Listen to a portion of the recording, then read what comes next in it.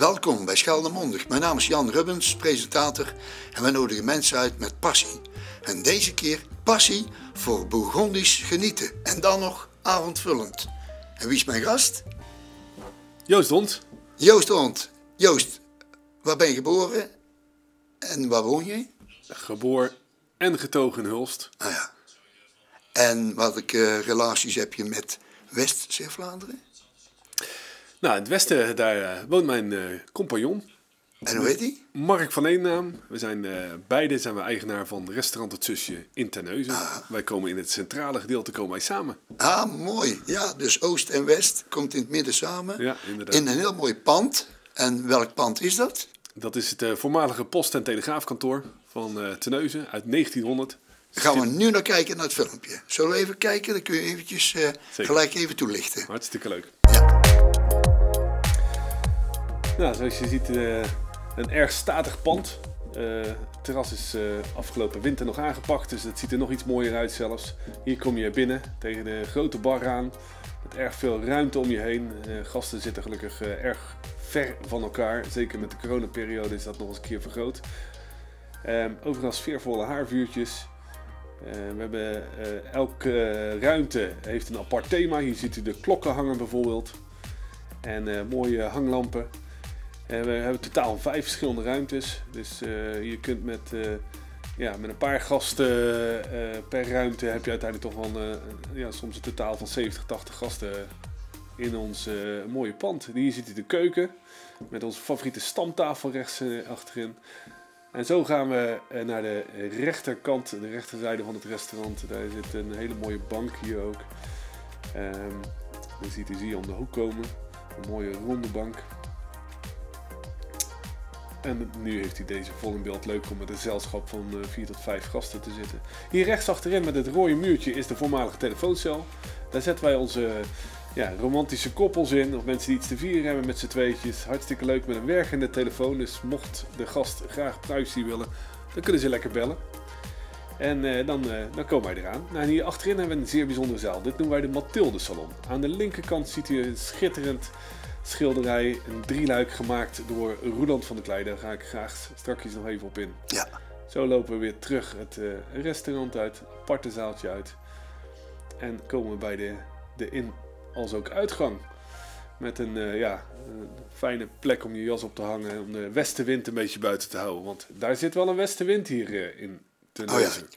Maar ik ben er ook een keer geweest op jouw uitnodiging van B&I. Dat je klopt. hebt een prachtige pitch. Ja.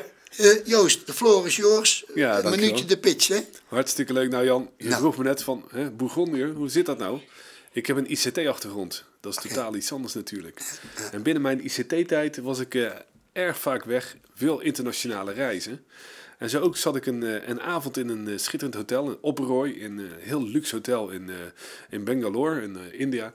Zat ik alleen achter in de tropische tuin te dineren. En toen kwam ineens een gast hier naar me toe. En wat bracht hij mee? Een klein lief aquariumpje met een heel mooi goudvisje erin. Echt waar? En die gastheer zegt tegen mij, dat is voor jou om enig gezelschap te geven. En toen dacht ik bij mezelf, wat schitterend zeg. Hè? Een beetje duaal qua emoties. De ene kant zoiets van, triest dat ik alleen zit. Hè? Even het besef. Aan de andere kant dacht ik, wat kan zo'n gastheer voor iemand betekenen? Grandioos. Ja. Dus ik vond het heel mooi. Ja, en toen dacht ik, daar wil ik ook iets mee. Ik wil meer thuis zijn. En dan moet ik gewoon een ondernemer lokaal in de regio worden. En het tweede is, ik wil graag ook iets voor gasten gaan betekenen. Want hier kunnen gasten prachtige avonden zorgen. En een mooi concept voor hebben, een mooi pand voor hebben. En zodoende. Is het dat geworden? Dat is het geworden. Oh, geweldig joh. Ja. Zeg, jij noemt dat ICT. Dus je hebt in Hulst de basisschool gedaan. Ja. En wat ben je daarna gaan doen? De middelbare school? Ja, Hulst de basis. En ben ik werktuigbouwkunde gaan doen. Maar ik kwam al heel snel erachter dat het ook niet alles voor mij was. En waar heb je dat gedaan? Dat heb ik in Terneuzen gedaan. Ja, en toen? En toen ben ik eigenlijk vrij snel in de ICT terechtgekomen. In Breda gaan studeren nog. En toen vond ik het heel erg leuk. Want beginnend was ik bezig met eigenlijk de computers te repareren bij mensen thuis. Dus dan kon ik iets betekenen. Ik kwam binnen en bij de mensen thuis of bij bedrijven. En die waren allemaal in de stress, want hun computer werkte niet. En binnen een uur of 1,5 uur was dat vaak weer opgelost. Oh ja. En dan was ik hartstikke blij. Dat was een dankbare baan. Ja. Maar omdat ik omdat ik wat communicatief en sociale vaardigheden die wat uitpunten en dat het best uniek is in de IT-industrie, werd ik heel snel gepromoveerd en in allerlei verschillende functies. Maar uiteindelijk werd ik regiomanager, manager en directeur van een Amerikaans bedrijf. En het enige wat de bestuurders, oftewel het management van belang vonden, was dat we meer geld maakten. Ja. En dat ging over de lijken, over de ruggen heen van mensen. En dat vond ik vreselijk, want ik ben een opbouwer. Ah, ja. En geen breker. Ja. Dus uiteindelijk brak ik mezelf eigenlijk om er zo door te gaan. Ja. En toen was mijn vrouw zo verstandig om te zeggen van, hey Joost, ik denk dat jij iets anders moet gaan doen. Ja. Neem ontslag. Ja. En ja, dat is wat. Af en toe moet je naar je vrouw eens een keer luisteren. Hè? Ja, dat ook. Af en toe en heel vaak. Want die zie jou met liefdevolle ogen. En die denkt, die is beter in communicatieve vaardigheden als, toch? Ja, zeker. Ja, lekker onder de mensen. Dat is gewoon heel erg belangrijk. Ja, en wanneer is dat kantelpunt dan geweest dat je dus besloten hebt om dat pand in eigendom te nemen met je compagnon? Nou, dat is eigenlijk, het is helaas nog niet in eigendom, maar wij mogen het exploiteren. Oh, exploiteren. De pandeigenaar is nog steeds Hans Beaert. Ah, ja. Maar Hans is hartstikke blij wat wij ermee doen. Ja. En wij ook hoe hij ons geholpen heeft. Dus we hebben als een team opgepakt. Maar het idee is denk ik in 2016 ongeveer naar boven gekomen. Oh, ja.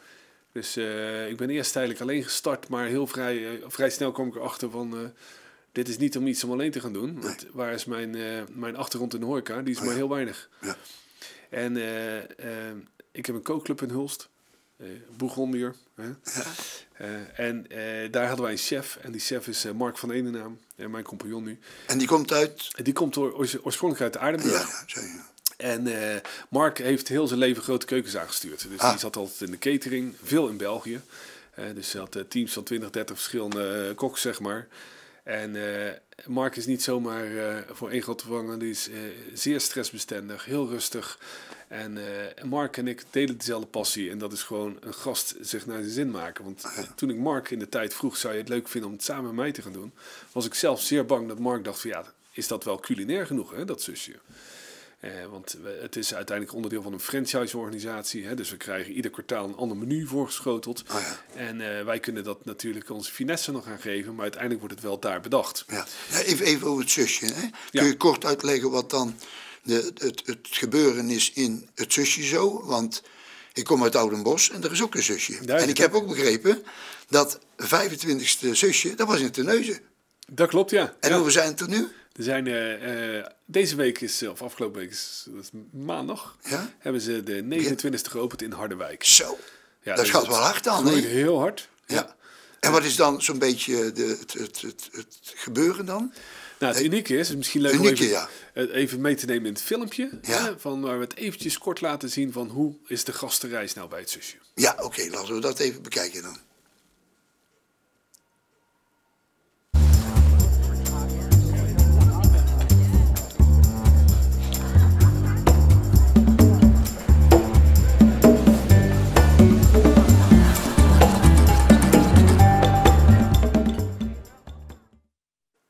Dat heeft in de bioscoop gedraaid dan? Dit heeft vorig jaar inderdaad als voorfilmpje bij het filmfestival in Terneuzen gedraaid. En hier hoopten we de gasten eigenlijk een beetje al een korte impressie te geven. Ah, oké. Bij het zusje draait het dus eigenlijk over echt een avondvullend Bourgondisch programma. Ja. En wat houdt dat nou precies in? Ja, vraag ik jou. Precies. Ja. Wij vinden het heel fijn om een gast te voorzien met een 70-tal verschillende gerechten voor een vaste prijs een hele avond lang te laten genieten. En wat ik al aangaf, ieder kwartaal gaan wij mee met de seizoenen. Ah, ja. We hebben net 2 weken geleden hebben we onze nieuwe kwartaalsmenu weer neergezet. En er zit een heerlijke zalmforelletje in, paling zit erbij. We hebben hertenbiefstuk. Je kunt het zo gek niet noemen. En wij zetten het neer. De gast die kan heel de avond lang blijven kiezen. Daar zitten geen kleine lettertjes bij. Wij komen heerlijk aan tafel. Wij zijn zeer attent. Als er iemand jarig is, dan staat er een kaartje. We komen met een vuurwerkje af. En wij begeleiden onze gasten eigenlijk zoals in een chic restaurant en een hele mooie reis mee in onze culinaire attractie eigenlijk. Ja, maar dan half maart kwam corona. Kun je er even iets van vertellen? Want we leven nu 5 oktober tijdens het interview. En we willen dan tijdig die aflevering op de zender en op YouTube zetten. Ja. Kun je in een korte nutshell aangeven van, nou, hoe dat jullie het beleefd hebben? het mag ook met een beetje emotie denken en ook een beetje zakelijk. Dus ja. Het is aan jou de keus. Nou ja, corona is voor heel veel personen lastig. En gelukkig zijn wij nog allemaal heel erg gezond. Dat is het allerbelangrijkste, denk ik, met corona. Maar ons concept en onze investering en ons project is wel gebouwd op veel gasten. Want de prijs is €31,80 en daar kan iemand van 13 jaar en ouder een hele avond voor genieten en blijven genieten. Ja. En ja, dan heb je best wat gasten nodig om een beetje break-even te draaien. Ja. Dus toen meneer Rutte besloot dat wij maar met maximaal 30 gasten mochten draaien na 3,5 maand stilte, waren wij al blij. Maar was dat natuurlijk helaas nog niet winstgevend. Nee. Dus we mochten na een maand gelukkig weer verder. En dan zijn we in plaats van een 150 gasten, zijn we naar ongeveer een 80 gasten gaan draaien. En welke periode was dat dan? Dat was zeg maar vanaf 1 juli tot de afgelopen week. Ja. En toen kwam meneer Rutte weer. Er moesten 30, dus moest je een rangschikking maken van de tafels? Ja, dat hebben ze gezegd. 30 per ruimte. En zoals jullie net in het filmpje al zaten, zitten er erg veel ruimtes bij ons in. We hebben ook 3 toiletgroepen gelukkig. Dus wij hebben met zeer goede medewerking van de gemeente Terneuzen hebben wij een en ander kunnen uittekenen. We hebben protocollen geschreven, waardoor we zorgen dat er eigenlijk 3 bubbels zijn in ons restaurant, 3 ruimtes. Dus je mag er 90 hebben? We zouden aan zich 90, maar we hebben overeengekomen om met 75 gasten te gaan draaien. Want we willen ook niet tot het uiterste gaan. Nee. Maar dat was afgelopen vrijdag, was dat absolute aderlating voor ons. Ja. En wij denken dat wij daardoor 7 dagen in de week hopelijk 75 gasten draaien. De dinsdag is helaas erg rustig nog. Dus als ik ook morgen kijk, staan er 35 gasten. Oh ja. Dus wij hopen dat er morgen en de andere dinsdagen nog meer gasten komen. Ja. En voor ons zou het heel fijn zijn als bijvoorbeeld de ouderen, zoals mijn ouders, zich ook veilig voelen bij ons om te komen eten. En dan is een dinsdag uitstekend. Ja. Hartstikke rustig. U bent van 5:30 bent u lekker welkom en kunt een uurtje of 9:30, 10 uur lekker eten. Ja. U rekent af aan tafel, u bestelt aan tafel. Het enige wat u moet doen om van tafel te gaan is misschien een keer naar het toilet gaan. Ja. En uiteindelijk weer naar huis. Ja, oké. Ja, nou, klinkt goed. Hoe is het met het personeel gegaan? De start, eigenlijk. Ja. Als we kijken, we hebben vorig jaar 30 maart hebben wij, 29 februari hebben we aangekondigd dat het zusje in Terneuzen kwam. En toen hebben we ook gelijk advertenties gezet dat wij familieleden zochten voor het zusje Terneuzen. Familieleden, ja, leuk. Dat is hartstikke leuk, ja. In plaats van personeel. Zoek je, ja. Dus familie. Wie wilde graag onderdeel worden van de zusje Terneuzen familie? Wij hadden ook geen sollicitatiegesprekken, we hadden kennismakingsgesprekken. Oh ja. En bij zo'n kennismakingsgesprek werd het eigenlijk heel erg simpel gedaan. We liepen door het project heen, door het gebouw in wording. En we zeiden, nou, vanaf 10 mei... dan mag je hier straks staan te serveren met dienbladen enzovoorts. En als die klik goed was, dan hadden we hun uitgenodigd voor de zusje Terneuzen familiedag op 30 maart. Ja. En wat gebeurt daar nou? Daar hadden wij een team van 40 potentiële familieleden. En dat waren verschillende mensen. Dat was een koksteam, een keukenteam, schoonmaakteam, bedieningteam, barteam, noem het maar op. En wat was het leuk? Dus iedereen die bijvoorbeeld in de keuken wilde gaan werken, die hielp ons mee met een barbecue te prepareren, zodat iedereen wat lekkers te eten had die dag. En het bediendenpersoneel bracht de drankjes rond. En mijn vrouw nam ondertussen wat foto's van iedereen. En op het einde van de dag zag je gewoon van, daar zit chemie in. En daar wat minder. Training on the job. Training on the job. Ja, geweldig. Ja. Mooi hoor. En uiteindelijk zijn er 3, 4 afgevallen. Ja. Maar zijn we met toch een team van bijna 40 zijn we gestart. Ja. Uiteindelijk uitgelopen tot 70 collega's, 70 familieleden. Ja. En heb je dan ook nog uitwisseling met andere zusjes? Voor het geval? Nou, en wat wij in het begin in ieder geval doen is met andere zusjes, daar gaan wij leren. Dus we hebben een heel programma. Ja. Dat heb ik trouwens ook bij, dat is misschien wel leuk. Ja, even de attributen laten zien. Ja. Zo. Wat wij hier hebben is een werkboek. In dat werkboek staat eigenlijk exact beschreven wat wij van onze collega's verwachten. Ja. Tegenwoordig doen we dat al in een zusje-app. Dus dan krijgen ze ook videomateriaal. En als ze dan geslaagd zijn en ze mogen beginnen, dan krijgen ze een paspoort. Een diploma. Ja, hartstikke leuk. Ja, leuk joh. Dus het is heel erg belangrijk dat wij onze gasten op eenzelfde soort manier, is het nou in Oudenbosch, in Breda, in Harderwijk, op eenzelfde manier die beleving geven. Ja. En dat maakt het zusje ook heel erg uniek. Wat het nog meer uniek maakt, is het avondfilm dat ik aangaf. De tafel, die staat een hele avond voor u klaar. Dus het is niet zo dat wij na 1,5 uur zeggen, wilt u op gaan staan? Nee.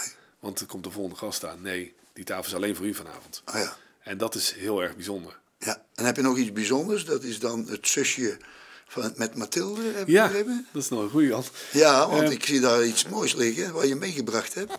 Dit is een tekening Ja, leg even uit wie het is natuurlijk. van Mathilde Willink. Ja, En zoals ik in het filmpje al aangaf, we hebben een heel mooi drieluik hangen over het leven van Mathilde Willink. Ja.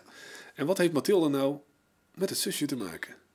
ze komt uit Terneuzen toch? Ze komt uit Terneuzen. Ja. Het zusje bevindt zich in Terneuzen. En het zusje bevindt zich in het postkantoor van Terneuzen. In het voormalige postkantoor. En had zij daar ook nog iets mee met? Zij kwam daar heel veel. Ah, ja. En Mathilde is uit het jaar 38. 1938? Ja, 1938. Extravagante dame. Ja. En in de jaren 50, daar kwam zij altijd in het postkantoor. Want in het postkantoor, daar kun je bellen. Oh ja, die had zij zelf nog geen telefoon Dat natuurlijk. had ze thuis niet. En er was veel logistiek. Er kwamen heel veel mensen. Ja. En ze konden brieven schrijven. Dus ze had wat afspraakjes. Dat was hartstikke leuk. Ja. En Mathilde, die is op haar 19e is zij vertrokken naar Amsterdam. Amsterdam, ja, weet ik. En daar heeft ze Karel Willink, ontmoet. ja. Groot kunstschilder. Eigenlijk vergelijkbaar met Van Gogh. Hè? Ja. Alleen andere technieken. Maar de kwaliteiten waren vergelijkbaar. Ja.